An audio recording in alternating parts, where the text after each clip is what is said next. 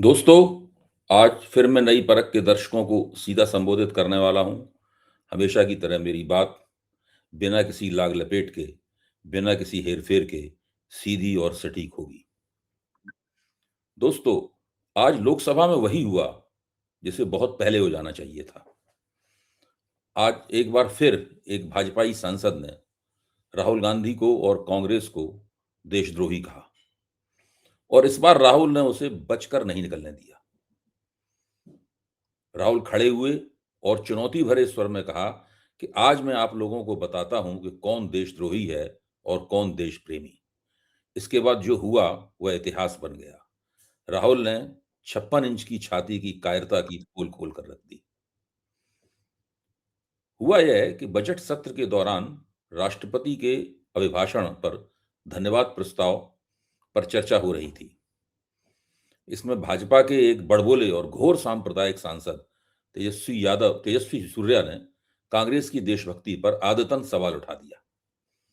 इस तरह की हरकत भाजपा की तरफ से सदन के भीतर और बाहर अक्सर की जाती रहती है। इसके जवाब में राहुल उठे और उन्होंने पूर्व सेना प्रमुख ज- जनरल मनोज मुकुंद नरवणे की अभी तक अप्रकाशित किताब फोर स्टार्स ऑफ डेस्टिनी से कुछ अंशों को उद्धृत करके भाजपा की देशभक्ति की पोल खोलने का फैसला किया। इसके पीछे उनका मुख्य उद्देश्य था 2017 में डोकलाम में और फिर 2020 में लद्दाख में गलवान और रेचिनला में भारत चीन सीमा तनाव के दौरान मोदी सरकार की कथित निष्क्रियता या गलत हैंडलिंग को सबके सामने लाना। जनरल नरवणे की अप्रकाशित किताब के ये अंश अंग्रेजी की कैरवा मैगजीन में छपे एक लेख में उद्धृत किए जा चुके हैं, यानी पहले से ही ये तमाम अंश पब्लिक डोमेन में हैं। इसमें सेना अध्यक्ष बताते हैं कि चीनी सैनिक डोकलाम में या कैलाश रेंज के पास भारतीय क्षेत्र में काफी करीब आ गए थे, लेकिन फौज द्वारा बार-बार पूछे जाने के बावजूद राजनीतिक नेतृत्व यानी प्रधानमंत्री नरेंद्र मोदी और रक्षा मंत्री राजनाथ सिंह सेना को स्पष्ट आदेश देने के लिए तैयार नहीं हुए। इससे सेना पर काफी दबाव आ गया, क्योंकि अगर भारत और चीन के बीच में इस सवाल के ऊपर युद्ध शुरू हो गया होता तो राजनीतिक नेतृत्व साफ बचकर निकल जाता कि हमने तो सेना को इस प्रकार के आदेश दिए ही नहीं थे। और जनरल, सेना के थल सेना अध्यक्ष और दूसरे जनरल जो उस वक्त मौके पर इंचार्ज थे, वो इस चक्कर में बुरी तरीके से फंसते। राहुल गांधी ने संसद में बार-बार कहा, मैं ये नहीं कह रहा हूं, पूर्व आर्मी चीफ खुद अपनी किताब में लिख रहे हैं और सरकार किताब को प्रकाशित नहीं होने दे रही है, इसलिए कि जाहिर है कि सरकार डर रही है। किताब अभी तक प्रकाशित है, रक्षा मंत्रालय ने इजाज़त नहीं दी है उस किताब के प्रकाशन की। इसलिए लोकसभा के नियम 349 के पीछे पूरी सरकार, रक्षा मंत्री, प्रधानमंत्री, गृह मंत्री और पूरी भाजपा उस नियम 349 के पीछे छिप गई। उन सबका तर्क था कि इस किताब को उद्धृत नहीं किया जा सकता है। हालाँकि इस किताब के अंश कायरमा पत्रिका के एक लेख में उद्धृत किए जा चुके हैं। हम सब लोग उसको पढ़ चुके हैं और न जाने कितने बार उनके ऊपर चर्चा हो चुकी है। लेकिन इन्हीं बातों को वो लोग ये नहीं चाहते थे कि विपक्ष के नेता राहुल गांधी सदन में रखें। जैसे ही राहुल गांधी ने कोशिश की कि उस किताब के अंशों को सदन में वे पढ़ें, रक्षा मंत्री राजनाथ सिंह, गृह मंत्री अमित शाह और लोकसभा अध्यक्ष ने आपत्ति दर्ज की। सदन में भारी हंगामा हुआ और उसकी कार्रवाई स्थगित करनी पड़ी। राहुल गांधी चाहते थे कि इसके जरिए वे भारत चीन सीमा पर सरकार की कमजोरी साबित करें और उसके देशभक्ति को नैरेटिव को पलट दें। सरकार के यही इस किताब के यही अंश जो कि भाजपा और लोकसभा अध्यक्ष ने राहुल को सदन में नहीं पढ़ने दिए, वो कांग्रेस ने अपने सोशल मीडिया हैंडल पर शेयर किए हैं, जिससे ये बात पूरी तरीके से स्पष्ट हो जाती है। दोस्तों, जब राहुल गांधी को नहीं बोलने दिया गया, तो उन्होंने लोकसभा अध्यक्ष ओम बिड़ला से पूछा कि स्पीकर सर, कृपया करके मुझे बताइए कि वह कौन सा नियम है जो यह कहता है कि मैं भारत चीन संबंधों के ऊपर नहीं बोल सकता। इस पर ओम बिड़ला ने क्या कहा? उन्होंने कहा कि यहाँ चर्चा के लिए जो विषय सूचीबद्ध है, उसमें भारत या चीन है ही नहीं। हम सभी से उम्मीद की जाती है कि हम सदन और देश की गरिमा की रक्षा करेंगे। आपसे भी उम्मीद है कि आप ऐसी कोई बात नहीं उठाएंगे, इससे देश की प्रतिष्ठा को नुकसान पहुंचे। इस पर राहुल गांधी का जवाब था, इसका मतलब यह हुआ कि हम राष्ट्रपति के अभिभाषण पर चर्चा करते समय अंतर्राष्ट्रीय संबंधों, इंटरनेशनल रिलेशन से संबंधित कोई बात नहीं कर सकते। इसका तो मतलब यही हुआ।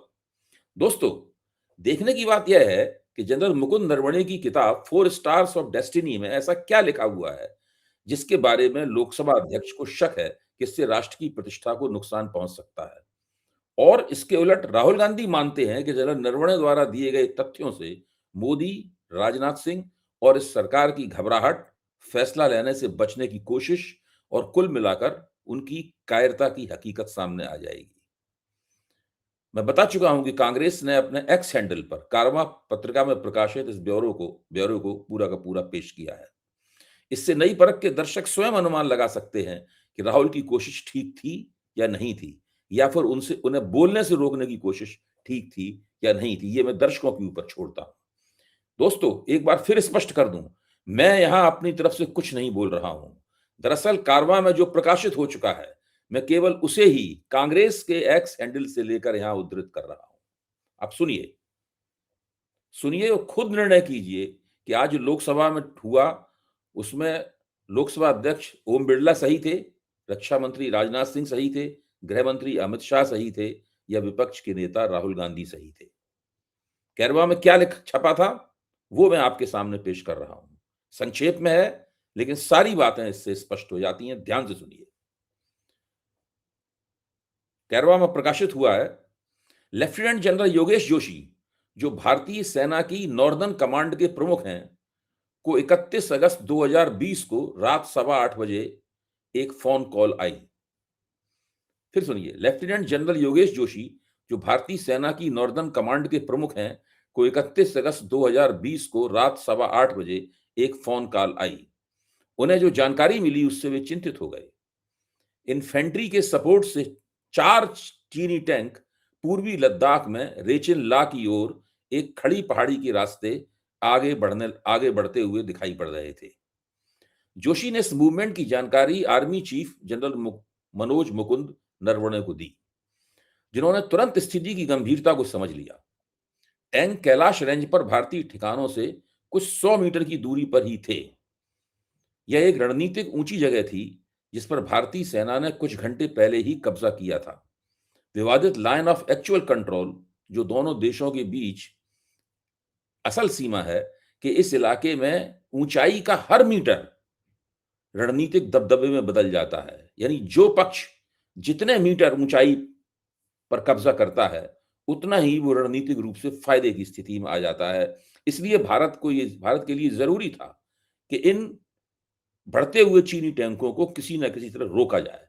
अगर उनको न रोका जाता और वे लगातार ऊंचाई की तरफ बढ़ते जाते, तो वो रणनीतिक रूप से भारतीय सेना के मुकाबले एक बेहतर स्थिति में आ सकते थे। दोस्तों, टैंकों को रोकने के लिए भारतीय सैनिकों ने एक इल्यूमिनेटिंग राउंड फायर किया, जो एक तरह की चेतावनी थी। इसका कोई असर नहीं हुआ। चीनी लगातार आगे बढ़ते रहे।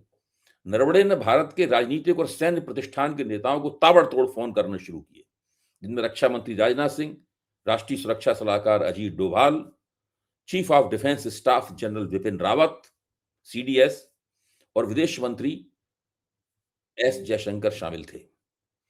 फोर्थ स्टार ऑफ डेस्टिनी में नरवणे लिखते हैं, इन्वर्टेड कॉमर्स में, मेरा हर एक से एक ही सवाल था, मेरे लिए आदेश क्या हैं? स्थिति तेजी से बिगड़ रही थी और स्पष्टता की जरूरत थी। मौजूदा प्रोटोकॉल के मुताबिक नरवणे को साफ आदेश थे कि जब तक ऊपर से मंजूरी न मिले तब तक वे गोली न चलाएं। लेकिन ऊपर से कोई स्पष्ट निर्देश नहीं आए। मिनट्स बीतते गए। रात 9:10 लेफ्टिनेंट जनरल जोशी ने फिर फोन किया। चीनी टैंक आगे बढ़ते हुए दर्रे से 1 किलोमीटर से भी कम दूरी पर रह गए थे। रात 9:25 पर नरवणे ने राजनाथ सिंह को फिर फोन किया, स्पष्ट निर्देशों के लिए पूछा। लेकिन कोई निर्देश नहीं मिला। इसी बीच पीपुल्स लिबरेशन आर्मी के कमांडर मेजर जनरल लियू लिन का एक मैसेज आया। उन्होंने हालात को शांत करने का एक प्रस्ताव दिया कि दोनों पक्षों को आगे बढ़ना बंद कर देना चाहिए। अगले दिन सुबह 9:30 बजे दर्रे पर स्थानीय कमांडर अपने 3-3 प्रतिनिधियों के साथ मिलेंगे। यह एक उचित प्रस्ताव लग रहा था। एक पल के लिए ऐसा लगा कि कोई रास्ता निकल रहा है। रात 10 बजे नरवणे ने यही मैसेज देने के लिए राजनाथ और डोभाल को फोन किया। 10 मिनट बाद नार्दर्न कमांड ने फिर से फोन किया। चीनी टैंक अभी तक रुके नहीं थे। अब वे टॉप से सिर्फ 500 मीटर दूर थे। नरवणे को याद है कि लेफ्टिनेंट जनरल जोशी ने कहा था कि चीनी सेना को रोकने का एकमात्र तरीका है हमारी अपनी मीडियम आर्टिलरी से फायर करना। यानी आर्टिलरी का मतलब है तोपखाना। हमारी अपनी मीडियम आर्टिलरी से फायरिंग करना, जो तैयार थी और फायरिंग के लिए आदेश का इंतजार कर रही थी। पाकिस्तान के साथ लाइन ऑफ कंट्रोल पर तोपखाने से की जाने वाली लड़ाई एक आम बात थी, जहां डिवीजनल और कोर कमांडरों को ऊपर किसी से पूछे बिना हर दिन सैकड़ों राउंड फायर करने का अधिकार दिया गया था। लेकिन यहां मामला चीन का था। यहां बात अलग थी। पीपुल्स लिबरेशन आर्मी के साथ तोपखाने की लड़ाई, तोपों की लड़ाई, आर्टिलरी की लड़ाई बहुत नाजुक हालात में बदल सकती थी। नरवणे लिखते हैं, मेरी स्थिति नाजुक थी। कमांड जो सभी संभावित तरीकों से फायरिंग शुरू करना चाहता था, और एक सरकारी समिति जिसने अभी तक कोई स्पष्ट आदेश नहीं दिए थे, इनके बीच नरवणे फंसे हुए थे।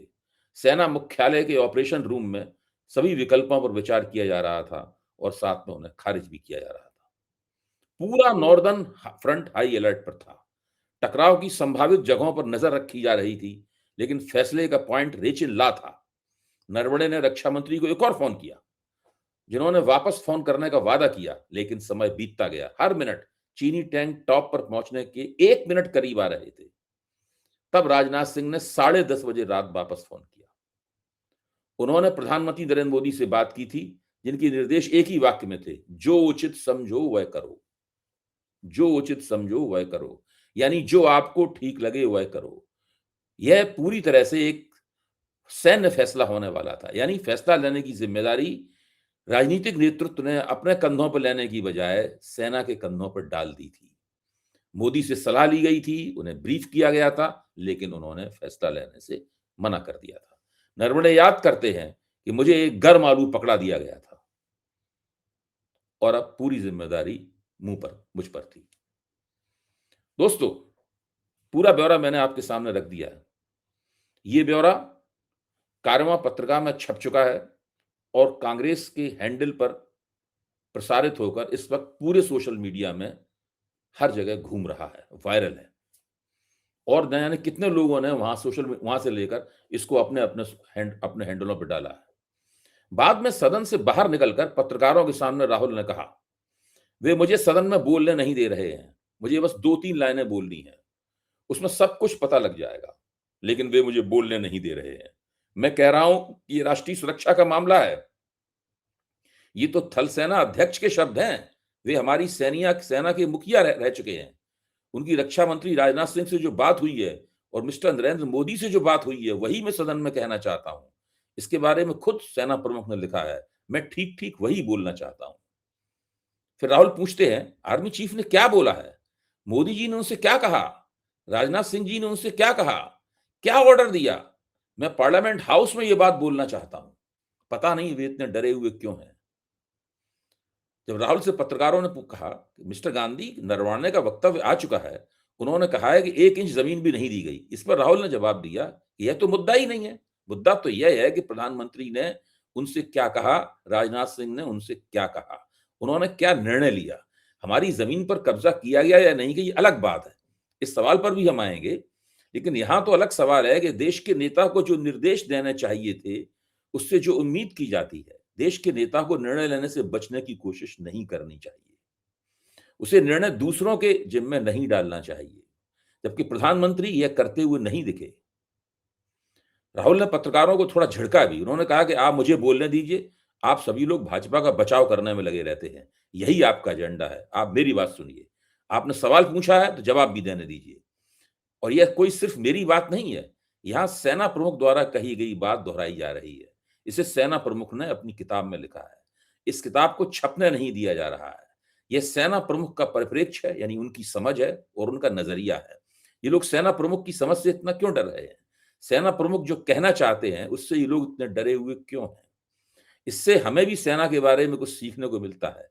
इससे हमें प्रधानमंत्री के बारे में भी कुछ सीखने को मिलता है।